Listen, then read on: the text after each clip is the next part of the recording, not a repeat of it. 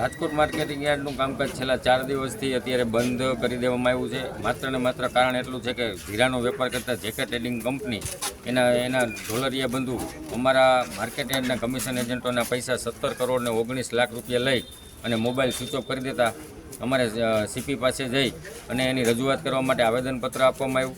ત્યારબાદ એને બીજા જ દિવસે પકડી લેવામાં આવ્યા અને ક્રાઇમ બ્રાન્ચ દ્વારા તપાસ કરવામાં અત્યારે આવી રહી છે.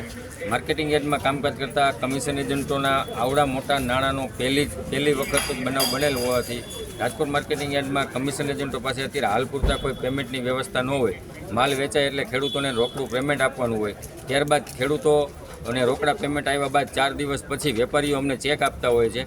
પણ આ જે કમિશન એજન્ટોના પૈસા હજી જેકે ટ્રેડિંગમાં રોકાયેલા છે, એપ્રિલ મહિનામાં જે એને વેપાર કર્યો હતો 5 તારીખથી લઈને 25 તારીખ સુધીના કોઈને પેમેન્ટ આપવામાં ન આવેલા. ત્યારબાદ આ ઇસમોએ એનો મોબાઈલ સ્વિચ ઓફ કરી અને રાજસ્થાન ભાગી ગયેલ હોય તો અમે યોગ્ય રજૂઆત સીપી સાહેબને કરેલ. ત્યારબાદ ક્રાઇમ બ્રાન્ચે એને પકડી લીધેલ છે. પણ અત્યારે હાલ પૂરતી એની પાસે કોઈ પણ નાણાંની વ્યવસ્થા ન હોવાના કારણે રાજકોટ માર્કેટિંગ યાર્ડનું કામકાજ છેલ્લા 4 દિવસથી બંધ છે. જ્યાં સુધી અમારા પૈસાની એની ખાતરી આપવામાં ન આવે, બાહેંધરી આપવામાં ન આવે, ત્યાં સુધી માર્કેટ યાર્ડનું કામકાજ ચાલુ થાય એવું અત્યારે જોતાં લાગી રહ્યું નથી. પરંતુ જો અમને ખાતરી મળશે, અમારું પેમેન્ટ અમને આપવામાં આવશે, તો માર્કેટિંગ યાર્ડનું કામકાજ આવતીકાલ અથવા સોમવાર કે મંગળવારથી અમે ચાલુ કરી દેવા માટે તૈયાર છીએ.